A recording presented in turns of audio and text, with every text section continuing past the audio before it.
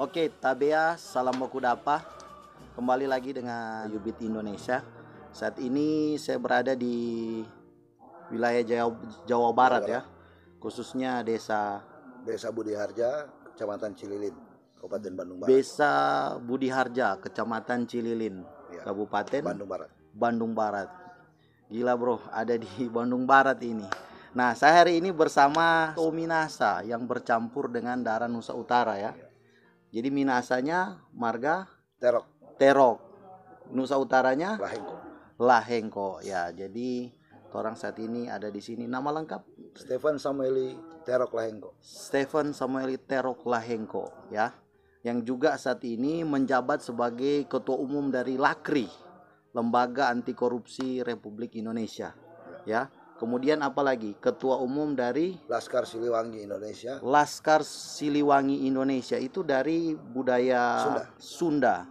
Dan yang terakhir ini Ketua Umum Brigade Permesta. Ketua Umum Brigade Permesta yang teman-teman lihat di Kota Manado yang ada menggunakan atribut-atribut Brigade Permesta, inilah ketua umumnya ada di sini. Dan juga saat ini ada teman kita juga asli dari Tominasa bercampur dengan Ambon, Risat Sanger ya. Ambonnya marga Risa Kota ya. Jadi beliau juga adalah seorang pimpinan di salah satu organisasi anti korupsi juga, GTI ya, Garda Tipikor Indonesia. Nah, ini semua orang-orang hebat yang ada di Sulut yang gaungannya itu mempengaruhi seluruh Indonesia. Dan yang paling lebih saya ancungkan jempol, hari ini Ketua Umum LAKRI itu dia saat ini berada di wilayah Jawa Barat yang kita ketahui di sini memang daerah yang sangat kental dengan budaya dan agamanya ya. Dan beliau ini menjadi tokoh yang sangat penting. Ya, bisa menjabat sebagai satu pimpinan di organisasi besar yang ada di wilayah Jawa Barat. Nah, hari ini kita mau bincang-bincang sedikit bagaimana sejarahnya ketua umum kita ini dari LAKRI bisa sampai ke sini, dan juga bagaimana dia itu mendapat posisi ini dan bisa dipercayakan oleh masyarakat Jawa Barat, khususnya apa di sini suku Sunda ya. Jadi ini adalah suatu motivasi bahwa terlihat pejuang-pejuang Minahasa itu bukan saja berpengaruh hanya di wilayah Sulawesi Utara, tetapi hampir sejarah membuktikan dari cerita awalnya Indonesia ini berdiri bahwa pejuang Minahasa itu berada di mana-mana. Ya betul ya Ketua. Oke, mungkin saya akan berikan kesempatan nanti sebentar kita akan bahas perkenalan singkat dari para pimpinan ini, mungkin langsung dari Ketua Umum. Ya, silakan. Ya. Salam sejahtera buat kita semua. Shalom. Assalamualaikum warahmatullahi wabarakatuh. Kalau nama lengkap tadi sudah disebut ya, Stephen Samueli Lahengko, Terok Lahengko. Kalau di Jawa Barat ini dikenal dengan Haji Cimaung atau Haji Muhammad Sami Yusuf atau Ustadz Yusuf, atau yang dikenal dengan Haji Cimaung. Terkenalnya seperti itu. Kenapa Haji Cimaung? Karena memang base camp saya bukan di sini. Base camp saya ada di Cimaung. Daerah Banjaran, Jawa Barat, rumah tempat tinggal. Makanya orang-orang sering menyebut Haji Cimaung. Kalau ketemu orang di Bandung bilang saya dari rumahnya Haji Cimaung, pasti mereka, atau saya mau ke rumahnya Haji Cimaung, pasti diantar ke rumah. Karena memang kita banyak membina masyarakat. Terutama saya datang ke Jawa Barat ini awalnya adalah belajar ya. Belajar, terus mempelajari tentang kebudayaan juga, tentang jati diri kehidupan, dan juga seperti apa sih bergaul ketika saya melihat Jawa Barat ini punya hubungan yang kental dengan Sulawesi Utara, terutama Minahasa. Jadi kenapa saya memilih Jawa Barat? Karena tokoh-tokoh kita, tokoh-tokoh sentral perjuangan kemerdekaan itu hadir dan lahir dari Jawa Barat. Kita ambil contoh seperti ini. Tokoh Permesta Pak Kawilarang, iya. Alex Kawilarang. Beliau besarnya adalah di Jawa Barat. Terus tokoh kita, bapak kita, orang tua kita di Sulawesi Utara, Pak Samratulangi, memulai segala sesuatunya di Jawa Barat. dengan membuka usaha asuransi di Braga, di Jalan Braga, Kota Bandung.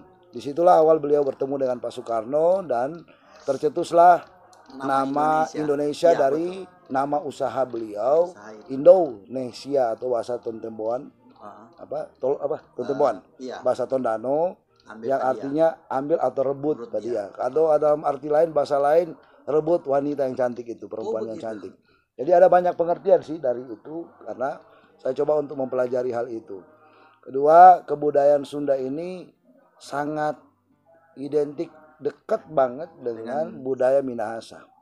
Orang Sunda sangat senang dengan batu. Orang Minahasa sangat senang dengan batu. Semua prasasti, semua situs budaya itu berbentuk batu. Tempat-tempat mereka untuk mereka melakukan kegiatan kebudayaan pasti identik dengan situs atau patilasan-patilasan yang berbentuk batu. Ada kedekatan histori antara Minahasa dan Sunda. Pertama, bentuk dari penganan makanan yang ada. Penganan makanan yang ada, orang Sunda suka onde-onde. Orang Minahasa suka dengan onde-onde. Orang Sunda suka dengan cucur, orang Minahasa apalagi. Ya kan? Kalau di Minahasa bilang nasi jaha, kalau di Sunda bilang lemang. Ya, jadi banyak kesamaan budaya yang begitu kuat, begitu erat antara Minahasa dengan Sunda. Kalau Sunda punya musik bambu, ya kan, bentuknya seperti angklung dan lain sebagainya. Kita juga punya musik bambu, musik tiup dan lain sebagainya. Kalau di sini ada musik bambu yang tertua namanya karinding. Nah, itu sementara saya kembangkan untuk diangkat kembali karena hampir punah. Dan syukur kita sudah punya grup musik karinding binaan Laskar ya, musik karinding binaan dari Laskar Siliwangi Indonesia yang sudah go internasional, dan kita sudah bisa buat kontemporer dengan musik-musik budaya, musik-musik modern. Ya kan, dipadukan dan bisa menghasilkan satu nada dan juga alunan musik yang sangat luar biasa indah. Jadi kita orang Minahasa, daerah Sulawesi Utara, ketika kita keluar kita tidak akan bisa diam. Lahir di mana, Dok? Lahir di Manado. Lahir di Manado, di Karombasan. Ya kan, di rumah sakit polisi. Kalau di Karombasan itu rumah sakit polisi ya, rumah sakit apa namanya tuh? Bayangkara. Nah, lahir di sana, tinggal di Karombasan belakang gereja Shalom. Kalau dulu dikenal Epeng Bule. Di sana. Epeng Bule. Nah, tapi ya itu lalu ya. Kalau itu lalu. Tapi yang sekarang adalah bagaimana kita ketika kita keluar dari Manado, kita keluar dari Minahasa, ya kan, kita harus bisa berbaur dengan masyarakat. Di mana ada peribahasa mengatakan ketika kita masuk kandang kambing kita mengemik, ketika kita masuk kandang singa kita harus mengaum. Jangan coba-coba mengemik, pasti dimakan. Ya kan? Nah, syukur kita bisa mempunyai anggota juga di Jawa Barat untuk Brigade Permesta. Untuk se-Jawa Barat kita ada 700.000 anggota. Di setiap kabupaten kota kita punya. Itu sudah campur ya, sudah ada Lakri. Enggak. Khusus untuk Siliwangi. Bukan, khusus untuk Brigade Permesta. Ya. Kalau Siliwangi beda lagi karena bentuknya kebudayaan. Jadi yang terdaftar anggota itu adalah orang-orang yang memang berintegrasi dengan budaya. Betul. Menjadi pemerhati budaya atau pelaku dari kebudayaan itu, seni dan budaya itu. Jadi yang bergabung adalah paguron atau perguruan-perguruan pencaksilat, tempat-tempat untuk paguron seperti untuk jaipongan dan lain sebagainya. Jadi seni budaya ini kita angkat. Kita harus angkat dan kita harus pelihara supaya anak-anak kita itu tidak ketinggalan dengan kebudayaan dan mereka tidak lupa dengan budaya mereka sendiri. Nah, untuk Laskar Siliwangi sendiri ada 1.200 paguron yang tergabung dengan kita. Kalau satu perguruan itu anggotanya rata-rata di atas 1.000 ya. Kalau dihitung ya kita juga karena bentuknya organisasi kebudayaan, jadi setiap daerah mempunyai masing-masing ketentuan dan aturan masing-masing. Saya sebagai ketua umum itu adalah bagaimana kita bisa merangkul semua organisasi-organisasi yang ada, masyarakat-masyarakat yang ada, perguruan-perguruan yang ada, supaya menjadi satu wadah yang kuat. Dan ketika ada yang mencoba untuk mengambil kebudayaan kita, mencaplok kesenian kita, atau berusaha untuk melakukan perpecahan di antara kita akan masuk untuk itu. Contoh saja, Jawa Barat identik dengan tadi daerah yang penuh kekasan agama, sangat kuat dengan spiritual, agamaan yang kuat. Yang dulunya mungkin banyak berita mengatakan dulu berita-berita dulu gereja yang ditutup, terus pelarangan beribadah, melakukan kegiatan-kegiatan dan lain sebagainya. Alhamdulillah, puji Tuhan, hari ini Jawa Barat sudah jauh dari itu. Amin. Dan itu kita masuk kepada tokoh-tokoh alim ulama, tokoh-tokoh pondok pesantren, dan kita sama-sama merangkul. Iya. Dalam arti kata kita adalah Indonesia, kita NKRI, kita Pancasila, dan kita tidak boleh seperti itu. Tapi saya selalu ingatkan, kalau ada yang coba-coba melakukan tindakan seperti itu, berarti berhadapan dengan kami. Seperti itu. Jadi bukan tujuan yang menunjukkan kehebatan, bukan, tapi kita sama-sama menjaga bahwa negara ini diciptakan atau berdiri bukan karena satu golongan agama, satu suku atau satu kekuatan tertentu, tetapi kebersamaan semua bangsa. Orang Manado sendiri, orang Minahasa sendiri punya hal yang luar biasa dalam sejarah Jawa Barat. Ya kan, ya, seperti tadi ngomong awal tadi, kita ada Jalan Lembong, ada Lengkong, ada sejarahnya tentang Lembong bersaudara yang memang memperjuangkan begitu luar biasa sampai titik darah penghabisan. Ya kan? Lembong, mati demi membela orang-orang yang ada di Sunda ini. Jadi kita begitu kuat, begitu erat, dan saya syukuri bahwa masyarakat Sunda itu sangat menerima ketika kita datang, karena kita datang dengan itu yang pertama tadi, membawa kasih, membawa perdamaian, dan kita tidak menunjukkan bahwa kita orang hebat. Kita menjunjung tinggi kearifan lokal yang ada. Itu yang paling penting untuk itu. Jadi saya berpikir semua orang Minahasa bisa. Ketika keluar daerah bisa seperti itu. Dan kita bukan karena tanda kutip keyakinan, bukan. Jangan berpikir karena keyakinan kita jadi beda. Tidak. Kita harus bisa sama-sama. Pukul dalam perbedaan. Yang paling luar biasa di Brigade Permesta ada kiai anggota. Hebat. Ya kan? Bingung, ini organisasi yang dulunya pemberontak. Dikatakan orang pemberontak. Bukan berarti pemberontak negara. Tapi mereka memperjuangkan image yang timbul di masyarakat umum adalah pemberontak. Tapi bagaimana kita mencoba untuk meyakinkan kepada mereka bahwa kita ini bukan pemberontak. Bukan pemberontak, tapi sebenarnya pejuang sesungguhnya. Jadi kita menjelaskan tujuan dari Permesta itu ada, bagaimana otonomi daerah ini bisa terjadi, hak daerah itu, itulah dari situ. Itulah Permesta. Ketika mereka mengerti, akhirnya mereka mau membesarkan Permesta di daerah ini. Yang notaben, anggota yang notaben di sini bukan cikal bakal Permesta. Iya, justru kan di Sulawesi Utara. Jadi makna Permesta itulah yang diambil di sana untuk diangkat sini. Diangkat di sini. Banyak teman-teman yang memang orang tua mereka, orang tua saya juga, kakek saya juga adalah orang-orang yang terlibat dengan Permesta tersebut. Tapi banyak yang menyaksikan tentang berdirinya Brigade Permesta. Yang menjadi lucu ketika Brigade Permesta ini sudah berdiri, baru ribut. Oh iya, ada klaim sana sini. Ini kan Permesta ini. Yang mengatakan Permesta itu milik pribadi siapa? Permesta ini milik seluruh rakyat Indonesia. Siapapun berhak untuk memakai, karena ini perjuangan masyarakat. Perjuangan dari rakyat itu sendiri untuk mendapatkan hak. Itu yang penting. Penjelasan itu yang penting kepada masyarakat, teman-teman yang merasa diri adalah keturunan dari para pelaku Permesta itu. Ayo kita bareng-bareng. Jangan melihat karena organisasi ini berdiri berbadan hukum, secara sah berbadan hukum, terus semua klaim. Ini kan nggak lucu. Ayo kita rangkul, ayo kita sama-sama. Permesta ini milik kita semua, milik masyarakat Indonesia, termasuk awal cikal bakal Permesta itu ada di mana, di Sulawesi Utara, milik masyarakat Sulawesi Utara. Ayo kita besarkan. Semua organisasi yang ada di Sulawesi Utara seperti Warana itu organisasi luar biasa. Kenapa kita bersinergi? Dan kita sudah lakukan hal itu.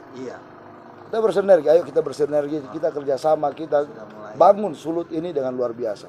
Dan saya berharap di Sulut itu punya dewan adat. Ya, lagi mau sentara di supaya kuat. Masa cuma Papua yang bisa? Sulut yang notabene adalah daerah dengan kebudayaan adat istiadat yang luar biasa. Kenapa tidak? Wilayah Jawa juga kuat kan karena kebudayaan ini masih kuat.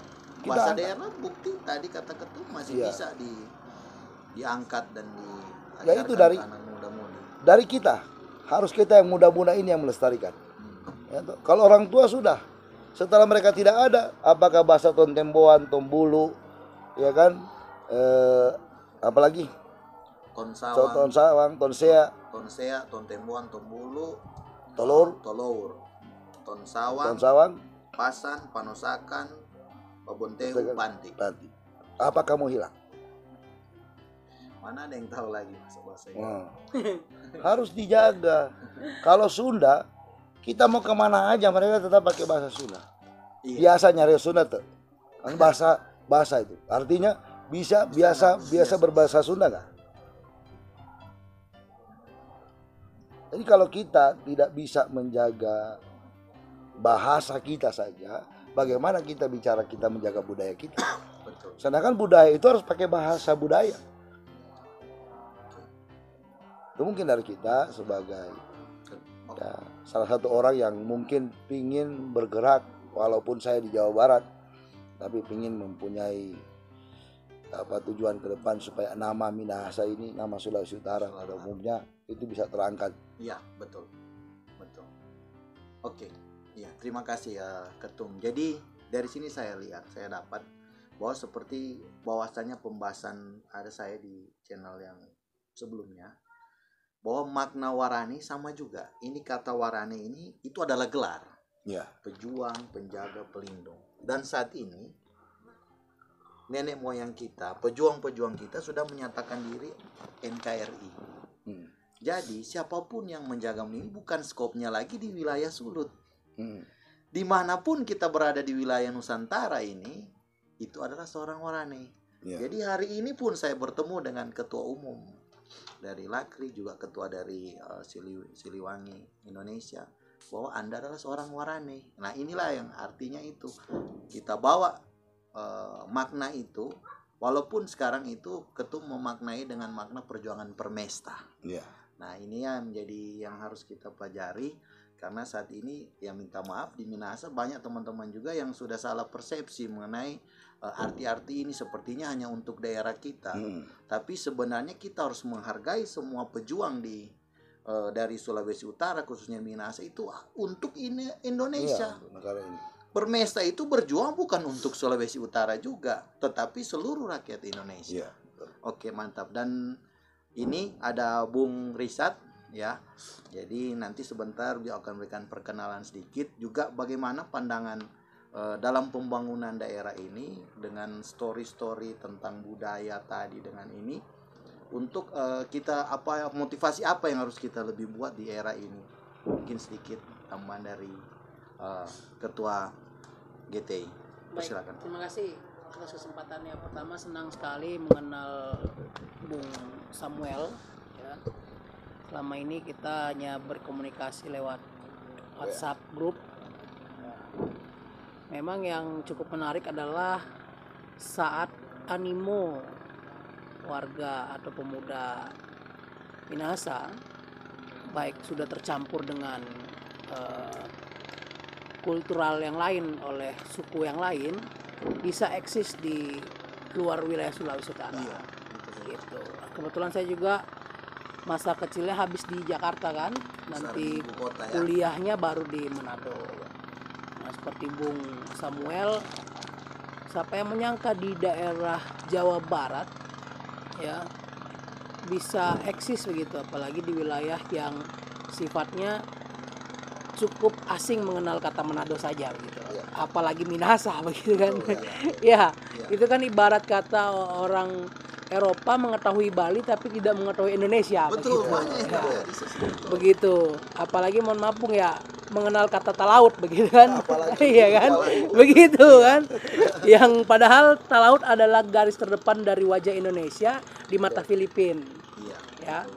Seperti itu. Nah, Yang cukup membanggakan adalah bisa menjadi besar gitu, melakukan pembinaan terhadap perguruan-perguruan pencak silat tadi. Nah, sebenarnya apa yang dimaksud oleh Bung Kris saya rasa cukup menarik dalam bagaimana membuat sebuah konten untuk kita share pengalaman eksistensi dari luar wajah Sulawesi Utara, tapi tetap kita eksis dalam bingkai Minahasa, memperkenalkan kan, dan juga suku-suku yang ada di Sulawesi Utara ya, ke-12 suku itu ya, begitu. 9 suku, mohon maaf. Nah, pembangunan itu kan tidak sekedar kita membangun infrastruktur, tapi bagaimana kita membangun sumber daya manusianya, ya. Termasuk yang kita lakukan sore hari ini, melakukan edukasi dan melakukan share pengalaman dalam melakukan sebuah konsultasi, melakukan penggalangan ya, yang di-share juga oleh Bung Samuel untuk menggalang. Bagaimana sih cara menggalang? Nah, ini kan juga sebuah pembangunan. Pembangunan memotivasi agar juga kita sedikit mengketuk budaya yang menurut saya tidak membangun Sulawesi Utara. Apa itu? Budaya yang ingin tampil sendiri. Ya. Itu sangat menjengkelkan itu. Ya. Ketika kita di luar Sulawesi Utara selalu ingin membangun kebersamaan, tapi di dalam Sulawesi Utara kita mau tampil sendiri gitu. Ya, sehingga nol besar gitu kita di parlemen maupun di kabinet begitu ya. Kalau kita lihat kabinet sekarang ya tinggal Jerry Sambuaga aja, tapi bagaimana kita mendorong Bung Jerry gitu kan. Nah, ini yang perlu kita sebarluaskan kepada para TOU maupun warani-warani dan kepada brigade-brigade yang lain. Ya. Bung Samuel membuat sebuah catatan yang cukup menurut saya cukup menarik adalah bagaimana membangun brigade Permesta. Ya. Nah, Permesta yang dimana di Sulawesi Utara dianggap sebuah masa lalu, tapi di era ini di Bandung sendiri dibuat sebagai kejayaan masa kini gitu, sehingga diikuti oleh banyak animo anggota kan gitu, yang notabene baru kita perkenalkan, ya kan? Ini yang perlu kita kupas dalam artian bisa kita tiru duplikat, kan nggak ada yang salah. Sama seperti Cina membesarkan dirinya dengan menduplikat apa-apa itu, barang pun diduplikat gitu kan. Betul. Ya begitu ya, kalau motivasi yang baik ya kita duplikat aja. Nah, dan kemudian juga jangan saling mencurigai. Kadang-kadang juga di depan, kadang-kadang kita benci dengan ya dibilang sifat wah ini kita bicarain orang, padahal kita para pelakunya tuh. Ini yang perlu kita garis bawahi. Nah, untuk pembangunan itu juga berpesan kepada pemerintah daerah ya di Sulawesi Utara, bahwa banyak nih tidak sekedar kelompok ya, mohon maaf ya, kerukunan kawanua yang isinya ya para senior kita kan gitu. Tapi juga bagaimana kita juga melakukan penggalangan tokoh-tokoh muda yang sudah memiliki pengaruh di luar Sulawesi Utara. Dalam artian kita juga bisa membangun wajah dari Sulawesi Utara dari luar Sulawesi Utara. Semisalkan dalam melakukan sebuah komponen kita eksis di luar, kan kita tetap berwajah Sulawesi Utara. Ya. Entah bagaimana dengan peleburan, saya rasa hal yang wajar. Yang tidak wajar adalah ketika kita Sulawesi Utara melebur dengan kebudayaan Cina atau komunis gitu. Itu nggak wajar. Kalau dengan kebudayaan Sunda, Papua, ya Aceh tidak masalah selama dalam bingkai NKRI. Itu saja Bung, menurut saya Bung. Oke, terima kasih Bung Richard. Ya, jadi itu kita sudah lihat tadi pandangan dari Bung Richard bagaimana pembangunan itu ya, bukan saja dari hal segi infrastruktur atau pembangunan rumah, tetapi dari manusianya juga. Kita harus punya jiwa, kalau dibilang bahasanya harus punya jiwa maesa-esaan. Betul. Ya, mesti harus punya jiwa persatuan. Karena di era ini kita ketahui bersama, di situasi apalagi saat ini kita sedang sama-sama melawan COVID-19 atau virus corona, kita adalah perlukan suatu motivasi dan semangat bersama ya. Dan mungkin ada pesan-pesan karena waktu kita sangat singkat dari Ketum untuk motivasi para teman-teman pejuang di Minahasa yang lainnya yang mungkin sekarang mereka dalam menjajak untuk berekspansi. Bagaimana dan apa yang bisa diberikan ke teman-teman. Nah, itu menjadi contoh. Hari ini kita sudah lihat secara langsung bahwa seorang Ketum Lakri, ketua Siliwangi, dan juga sebagai tokoh pembawa nama Brigade Permesta di Jawa Barat itu bisa mempunyai anggota ribuan. Ya, 186.000 anggota ya ada di Jawa Barat itu bergabung dengan beliau. Itu dengan nama Brigade Permesta. Kita harus bangga ya bahwa kalau untuk Lakri. Iya, untuk Lakri tadi. Tapi kalau untuk Brigade Permesta 700.000. Gila guys, ada 700.000 anggota. Di sini wajar seperti itu karena di sini pun satu kecamatan aja sama banyaknya kayak di Sulut. Jadi wajar, teman-teman jangan kaget kalau memang anggotanya sebanyak itu. Warani saja di database kita ya, minta maaf saya buka saja di sini. Itu nggak sampai 5.000. Gitu, nggak sampai 5.000. Saya ada karena saya mendata masuk database kita. Jadi itulah suatu kebanggaan kami bahwa beliau ini yang hadir pada hari ini mempunyai jiwa seorang Warane. Dan mungkin pesan-pesan terakhirnya bisa di-share, Ketum, untuk para muda-mudi pejuang akan datang. Ya, intinya pertama bahwa jangan kita merasa paling hebat ketika kita berada dalam satu posisi tertentu. Seperti contoh saya sebagai seorang ketua umum, jangan kita merasa hebat dan merasa harus dihargai, dihormati. Jadilah seorang pemimpin yang bijaksana.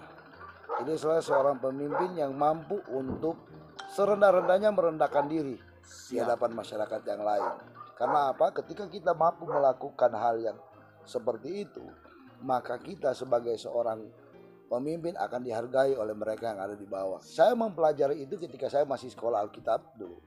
Oh, pernah sekolah Alkitab? Ya, saya sarjana teologi ya. Oh, STH ya. Jadi haji, sarjana teologi ya. Sudah haji. STH.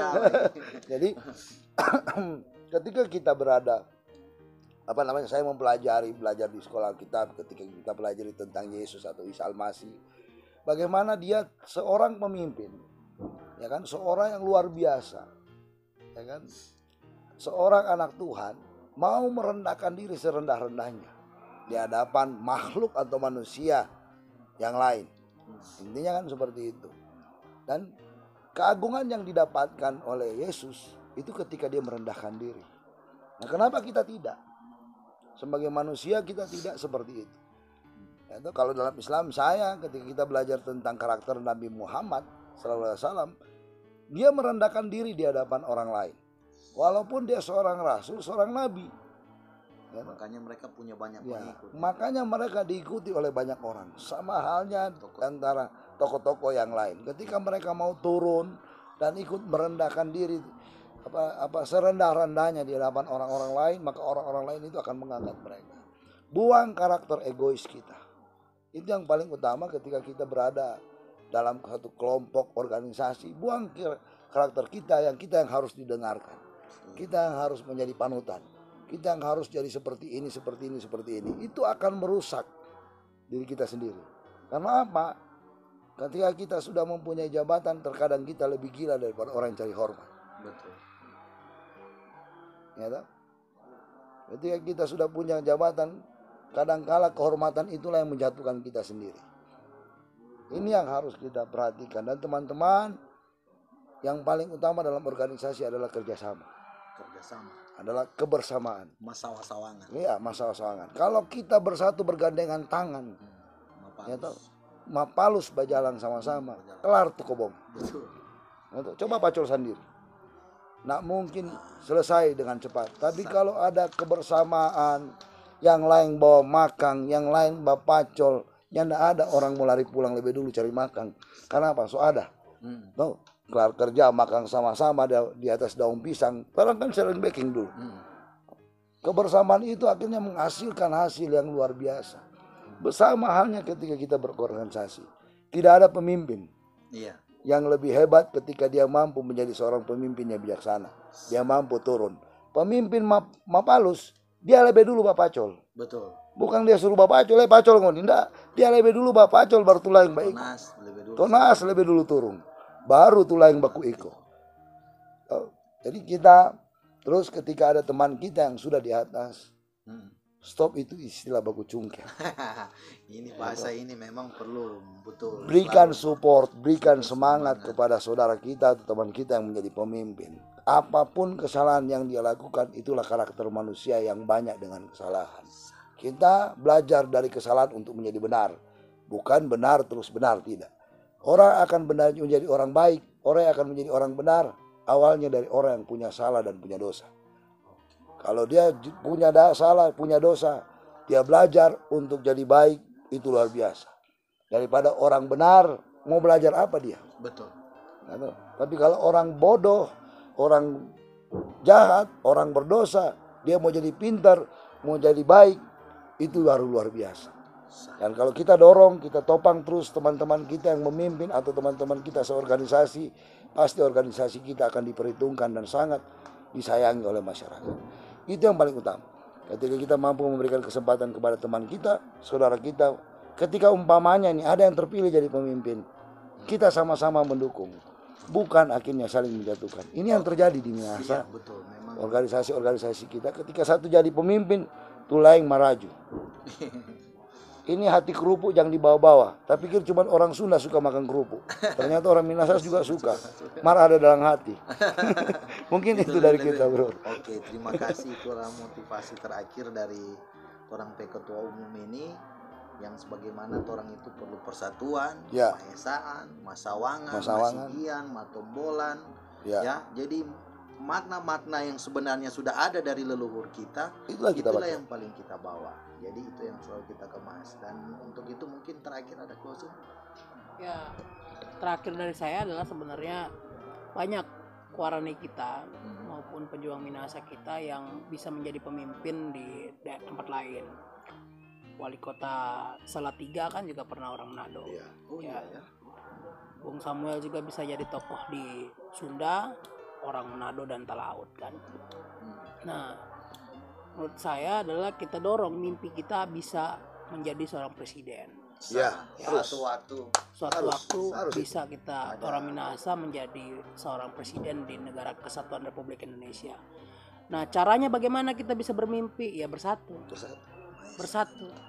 Bersatu dalam artian bukan bagaimana kita mau menyatukan dari Sabang sampai Merauke. Kalau Minahasa saja kita kesulitan. Kita satukan gitu. Jadi jangan sampai kita Minahasa jangan sampai Minahasa seakan akan digiring oleh beberapa kawan karena melihat kelakuan kita menjadi tong kosong bunyi nyaringnya. Betul. Gitu.